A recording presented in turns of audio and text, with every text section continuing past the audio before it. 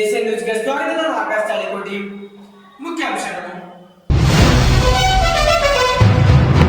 ಪ್ರಧಾನಿ ನರೇಂದ್ರ ಮೋದಿ ಅವರಿಗೆ ಘಾನದ ರಾಷ್ಟ್ರೀಯ ಪ್ರಶಸ್ತಿ ಪ್ರದಾನ.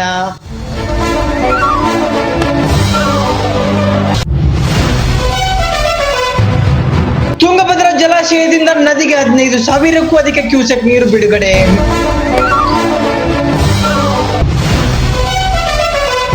ಚಿಕ್ಕಬಳ್ಳಾಪುರದ ನಂದಿ ಬೆಟ್ಟದಲ್ಲಿ ಮುಖ್ಯಮಂತ್ರಿ ಅವರಿಂದ ಪತ್ರಿಕಾಗೋಷ್ಠಿ.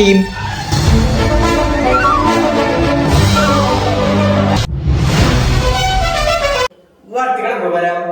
ಪ್ರಧಾನಿ ನರೇಂದ್ರ ಮೋದಿ ಅವರಿಗೆ the award of the order of the star of Ghana ಎಂಬ ಪ್ರಶಸ್ತಿಯನ್ನು ನೀಡಿ ಗೌರವಿಸಲಾಯಿತು. प्रधानमंत्री मोदी ने कहा कि घाना का ये राष्ट्रीय पुरस्कार गर्व और सम्मान की बात है.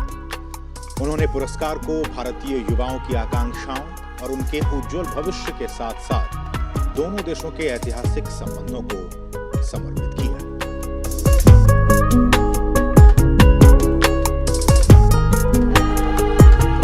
प्रधानमंत्री मोदी ने कहा कि घाना का ये राष्ट्रीय पुरस्कार गर्व और सम्मान की बात है.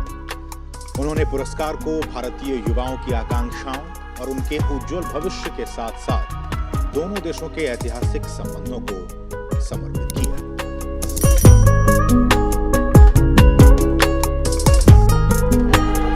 प्रधानमंत्री मोदी ने कहा कि घाना का ये राष्ट्रीय पुरस्कार गर्व और सम्मान की बात है. उन्होंने पुरस्कार को भारतीय युवाओं की आकांक्षाओं और उनके उज्जवल भविष्य के साथ साथ दोनों देशों के ऐतिहासिक संबंधों को समर्पित किया.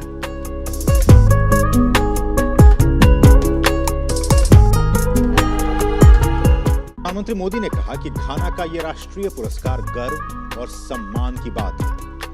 उन्होंने पुरस्कार को भारतीय युवाओं की आकांक्षाओं और उनके उज्जवल भविष्य के साथ साथ दोनों देशों के ऐतिहासिक संबंधों को समर्पित किया.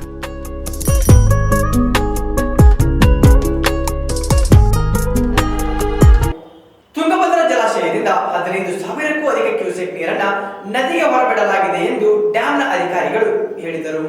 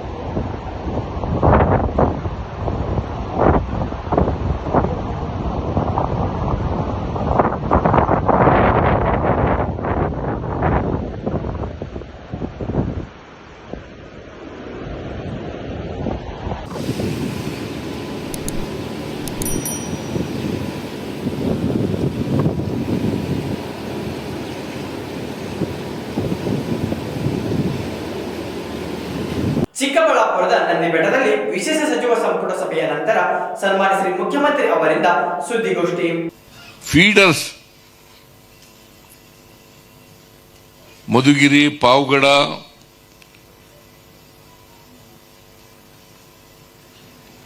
ಸೆವೆನ್ ಜಿ ಎಂತಿದೆ ಇದು, ಟಿ.ಜಿ. ಹಳ್ಳಿ, ರಾಮನಗರ, ಗೌರಿಬಿದನೂರು, ಕೊರಟಗೆರೆ,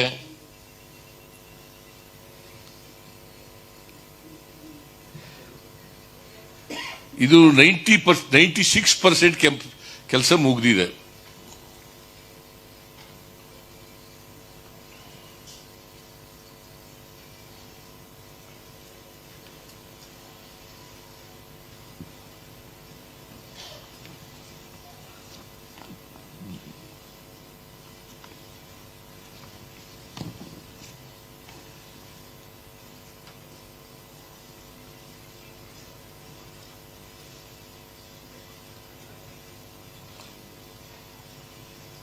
ಇದು ಅಡಿಷನಲ್ ಆಗಿ ಸುಮಾರು 1900 ಕೋಟಿ ರೂಪಾಯಿ ಬೇಕು.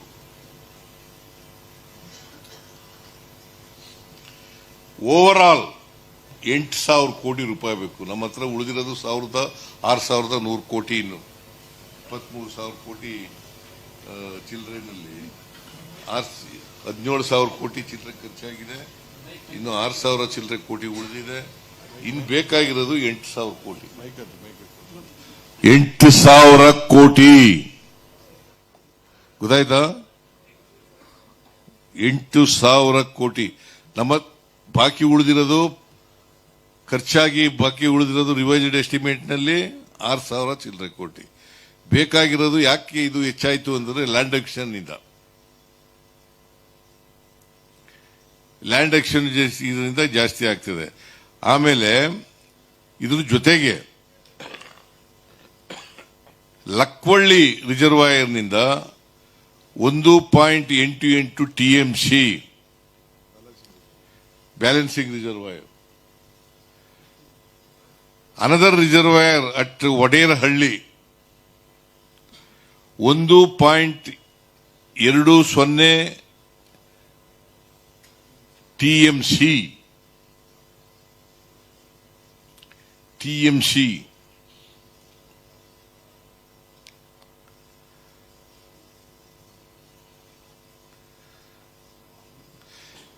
is proposed to augment the project. ಒಟ್ಟು 3.08. ಆಮೇಲೆ ಇನ್ನು ಎಷ್ಟಕ್ಕೆ ನೀರು ಕೊಡ್ತಾ ಇದ್ದೀವಿ ಅಂತಂದ್ರೆ 75 ಲಕ್ಷ ಮನೆಗಳಿಗೆ, 75 ಲಕ್ಷ ಮನೆಗಳಿಗೆ ಸುಮಾರು 9 ಜಿಲ್ಲೆಗಳಲ್ಲಿ ನೀರು ಕೊಡ್ತಾ ಇದ್ದೀವಿ. 75 ಲಕ್ಷ ಮನೆಗಳು, 9 ಜಿಲ್ಲೆಗಳು, 23,251 ಕೋಟಿ ಎಸ್ಟಿಮೇಟು. 75 ಲಕ್ಷ ಜನರು ಮನೆಗಳಲ್ವ, ನೀವು ಮನೆಗಳಂತ ಬರೆದಿದ್ರಲ್ರಿ.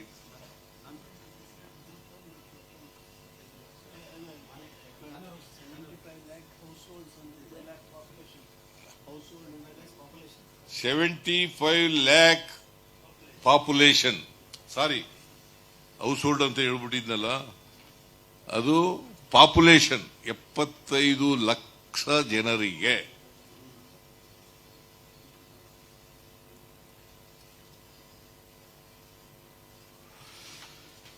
ಇದು ಚರ್ಚೆಯಾಗಿ ಫೈನಾನ್ಸ್ ಡಿಪಾರ್ಟ್ಮೆಂಟ್ ಮೂಲಕ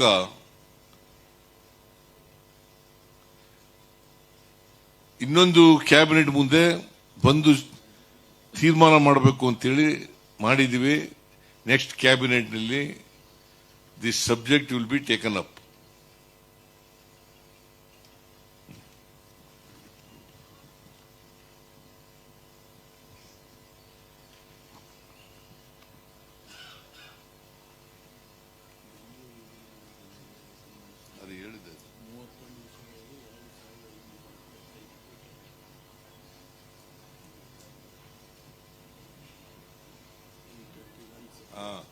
ಸುಮಾರು ಬೆಂಗಳೂರು ಜಿಲ್ಲೆ ಒಂದಕ್ಕೇನೆ ನಾನು ಈಗಾಗಲೇ ಹೇಳಿದೆ 31 ಸಬ್ಜೆಕ್ಟ್ಸ್ 2550 ಕೋಟಿ.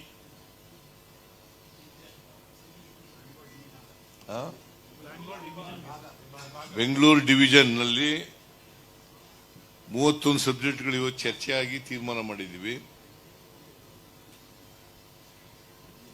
ಇದಕ್ಕೆ 2550 ಕೋಟಿ ರೂಪಾಯಿಗಳು ಮಂಜೂರು ಮಾಡಿದ್ದೀವಿ.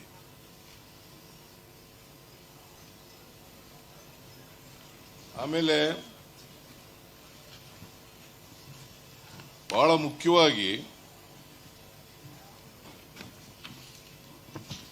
ಪ್ರತಿ ಜಿಲ್ಲೆಗಳಲ್ಲಿ ಕಾರ್ಮಿಕ ಇಲಾಖೆಯಿಂದ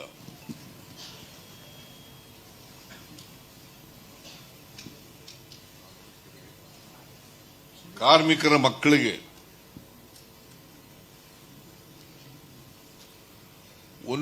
ಪ್ರತಿ ಜಿಲ್ಲೆಯಲ್ಲಿ ಒಂದೊಂದು ರೆಸಿಡೆನ್ಸಿಯಲ್ ಶಾಲೆಗಳನ್ನು ತೆರೆಯಲಿಕ್ಕೆ ತೀರ್ಮಾನ ಮಾಡಿದ್ವಿ. ಕಟ್ಟಡ ಮತ್ತು ಇತರೆ ನಿರ್ಮಾಣ ಕಾರ್ಮಿಕರ ಕಲ್ಯಾಣ ಮಂಡಳಿ ಅದಕ್ಕೆ ಒಟ್ಟು ಖರ್ಚು ಮಾಡತಕ್ಕಂಥ ಹಣ 1125.25 ಕೋಟಿ. ಇವೆಲ್ಲ ರೆಸಿಡೆನ್ಸಿಯಲ್ ಶಾಲೆಗಳು. ಕಾರ್ಮಿಕರ ಮಕ್ಕಳಿಗೆ ಎಲ್ಲಿ ಕಾರ್ಮಿಕರು ಜಾಸ್ತಿ ಇದ್ದಾರೆ ಅಲ್ಲಿ ಕಟ್ಟಿ ಅಂತ ಹೇಳಿದ್ದೀನಿ. ಜಿಲ್ಲಾ ಕೇಂದ್ರದಲ್ಲೇ ಕಟ್ಟಬೇಕು ಅಂತೇನಿಲ್ಲ. ಎಲ್ಲಿ ಕಾರ್ಮಿಕರು ಜಾಸ್ತಿ ಇದ್ದಾರೆ ಆ ತಾಲೂಕಿನಲ್ಲಿ ರೆಸಿಡೆನ್ಸಿಯಲ್ ಶಾಲೆಯನ್ನು ಕಟ್ಟಬೇಕು. ಇದು 31 ಜಿಲ್ಲೆಗಳಿದ್ದಾವೆ ನಮ್ಮ ರಾಜ್ಯದಲ್ಲಿ. 31 ಜಿಲ್ಲೆಗಳಲ್ಲೂ ಕೂಡ 31 ರೆಸಿಡೆನ್ಸ್ ಶಾಲೆಗಳನ್ನು ತೆಗಿಲಿಕ್ಕೆ 1125.25 ಕೋಟಿನ ಇವತ್ತು ಮಂಜೂರು ಮಾಡಿದ್ದೀವಿ.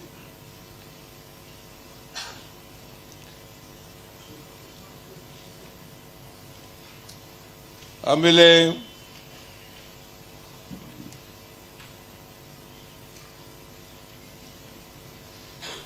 ಶಿಕ್ಷಣಕ್ಕೆ, ಆರೋಗ್ಯಕ್ಕೆ, ಕುಡಿಯ ನೀರಿಗೆ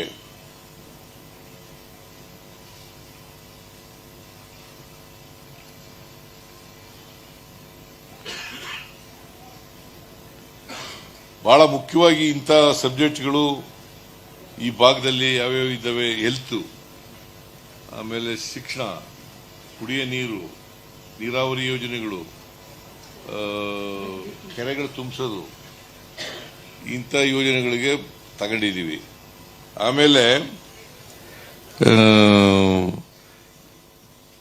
ಹಿಂದುಳಿದ ವರ್ಗದ ಅಭ್ಯರ್ಥಿಗಳಿಗೆ IAS, IPS, IRS, IFS ಇನ್ನ ಇತರೆ ಸ್ಪರ್ಧಾತ್ಮಕ ಪರೀಕ್ಷೆಗಳಿಗೆ ವಸತಿ ಸಹಿತವಾಗಿ ಇವರಿಗೆ ತರಬೇತಿ ನೀಡಲಿಕ್ಕೆ ಬೆಂಗಳೂರಿನಲ್ಲಿ 2 ವಸತಿ ಶಾಲೆಗಳನ್ನು ನಿರ್ಮಾಣ ಮಾಡಲಿಕ್ಕೆ ತೀರ್ಮಾನ ಮಾಡಿದ್ದೀವಿ. ಇದಕ್ಕೆ ಸುಮಾರು 10 ಕೋಟಿ ರೂಪಾಯಿಗಳನ್ನು ಇಟ್ಟಿದ್ದೇವೆ.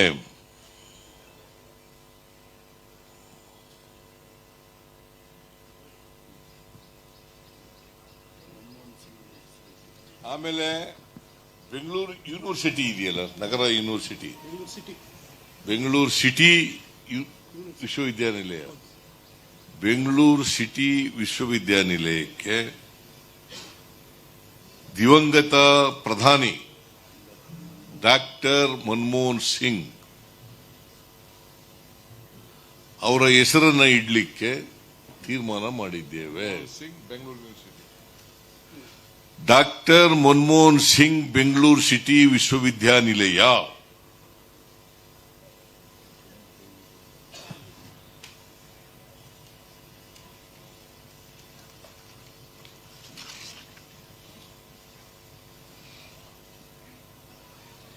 ಆಮೇಲೆ ಈ ಹೊಸ ತಾಲೂಕುಗಳಲ್ಲಿ ಹೊಸ ತಾಲೂಕುಗಳು ನಮ್ಮ ಕಾಲದಲ್ಲಿ ಘೋಷಣೆ ಮಾಡಿದ್ದು. ಹೊಸ ತಾಲೂಕುಗಳಲ್ಲಿ ಎಲ್ಲೆಲ್ಲಿ PHC ಇಲ್ಲ,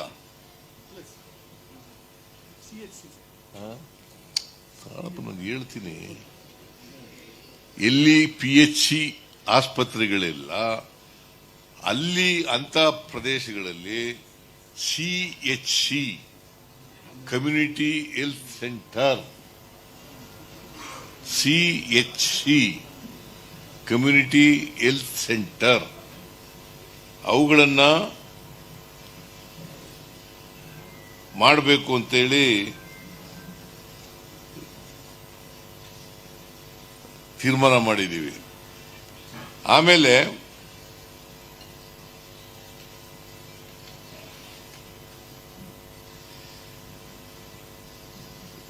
ಈ ಪ್ರಾಥಮಿಕ ಆರೋಗ್ಯ ಕೇಂದ್ರಗಳ 46 ಕೋಟಿ ರೂಪಾಯಿದಲ್ಲಿ ಆಯಿತು. ಐತಿಹಾಸಿಕ ಬೆಂಗಳೂರು ಗ್ರಾಮಾಂತರ ಜಿಲ್ಲೆಗೆ, ಬೆಂಗಳೂರು ಉತ್ತರ ಜಿಲ್ಲೆ, ಆಮೇಲೆ ಬೆಂಗಳೂರು ಗ್ರಾಮಾಂತರ ಜಿಲ್ಲೆಗೆ ಬೆಂಗಳೂರು ಉತ್ತರ ಜಿಲ್ಲೆ ಎಂದು ನಾಮಕರಣ ಮಾಡಿದ್ದೇವೆ, ತೀರ್ಮಾನ ಮಾಡಿದ್ದೇವೆ. ಏನ್ ಮುನಿಯಪ್ಪ?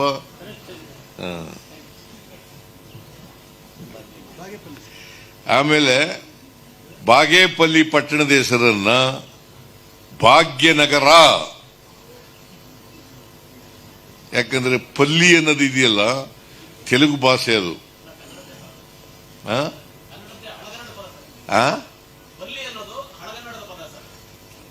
ನನಗೆ ತೆಲುಗು ಗೊತ್ತಿಲ್ಲ, ನಿನಗೆ ಗೊತ್ತಾ? ಗೊತ್ತಿದ್ರೆ ಸರಿ. ಹಾಗಾದ್ರೆ ಅದಕ್ಕೆ ಪಲ್ಲಿ ಅನ್ನೋದು ಬೇಡಪ್ಪ. ನಮ್ ಕಡೆ ಎಲ್ಲ ಹಲ್ಲಿ ಅನ್ನೋದಕ್ಕೆ ಪಲ್ಲಿ ಅಂತ ಕರಿತೀವಿ. ಇದಕ್ಕೆ ಬಾಗೇಪಲ್ಲಿ ಅನ್ನೋದು ಬಹಳ ಮೊದಲಿನಿಂದ ಇರೋ ಹೆಸರು, ಅದು ಬೇಡ ಅಂತೇಳಿ MLA ಕೂಡ ಒತ್ತಾಯ ಮಾಡಿದ್ರು. ಭಾಗ್ಯನಗರ ಅಂತ ಮಾಡಿ ಅಂತ ಹೇಳಿದ್ರು. ಭಾಗ್ಯನಗರ, ಇನ್ಮುಂದೆ ಭಾಗ್ಯನಗರ. ನೀನು ಇವರು ಯಾವಾಗಲೂ ನಿಮಗೆ ಬ್ರೀಫ್ ಮಾಡೋರು ಪ್ರೆಸ್ಗೆ. ಇವತ್ತು HK ಪಾಟೀಲ್ರು ಯಾವಾಗಲೂ ಪ್ರೆಸ್ ಬ್ರೀಫ್ ಮಾಡ್ತಾರೆ. ನಾನು ಇದು ಒಂದು ವಿಶೇಷ ಸಭೆ ಆದ್ರಿಂದ ನಾನೇ ಬಂದಿದ್ದೀನಿ. DK ಶಿವಕುಮಾರ್ ಬಂದಿದ್ದಾರೆ, HK ಪಾಟೀಲ್ ಬಂದಿದ್ದಾರೆ, ಪರಮೇಶ್ವರ್ ಬಂದಿದ್ದಾರೆ, ಮುನಿಯಪ್ಪ ಬಂದಿದ್ದಾರೆ, ಸುಧಾಕರ್ ಬಂದಿದ್ದಾರೆ, ಸುರೇಶ್ ಬಂದಿದ್ದಾರೆ, ನಮ್ಮ ಪ್ರದೀಪ್ MLA ಅವರೆಲ್ಲ ಬಂದಿದ್ದಾರೆ. ಇನ್ನೂ ಒಟ್ಟು 48 ವಿಷಯಗಳನ್ನ ಚರ್ಚೆ ಮಾಡಿ ತೀರ್ಮಾನ ಮಾಡಿದ್ದೀವಿ. ಎಲ್ಲ ತೀರ್ಮಾನಗಳನ್ನು ಕೂಡ ಹೇಳಕ್ ಹೋಗಲ್ಲ, ಇಂಪಾರ್ಟೆಂಟ್ ತೀರ್ಮಾನಗಳನ್ನ ಹೇಳಿದ್ದೇನೆ. ಏನಾದ್ರು ಇದ್ರೆ DK ಶಿವಕುಮಾರ್ ಏನಾದ್ರು ಮಾತಾಡ್ತಾರೆ. ಸರ್ ಒಂದು ನಿಮಿಷ ಸರ್. ಬಾಗೇಪಲ್ಲಿ ಭಾಗ್ಯನಗರ ಆಗಿದೆ. ಬಾಗೇಪಲ್ಲಿ ತಾಲೂಕಲ್ಲಿರೋ ಎಲ್ಲಾ ಹಳ್ಳಿಗಳು ಪಲ್ಲಿ ಅಂತಲೇ ಕೊನೆಗೊಳ್ಳುತ್ತೆ. ಅದರ ಪರಿಸ್ಥಿತಿ ಏನು? ಅದು MLA ಏನ್ ಹೇಳ್ತಾರ ಹಂಗ್ ಮಾಡ್ತೀವಪ್ಪ. ಈಗ ಮತ್ತೊಂದು ಮುಖ್ಯಾಂಶಗಳು. ಪ್ರಧಾನಿ ನರೇಂದ್ರ ಮೋದಿ ಅವರಿಗೆ ಘಾನದ ರಾಷ್ಟ್ರೀಯ ಪ್ರಶಸ್ತಿ ಪ್ರದಾನ.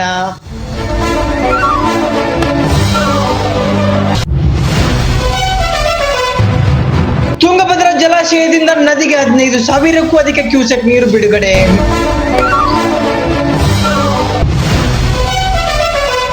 ಚಿಕ್ಕಬಳ್ಳಾಪುರದ ನಂದಿ ಬೆಟ್ಟದಲ್ಲಿ ಮುಖ್ಯಮಂತ್ರಿ ಅವರಿಂದ ಪತ್ರಿಕಾಗೋಷ್ಠಿ.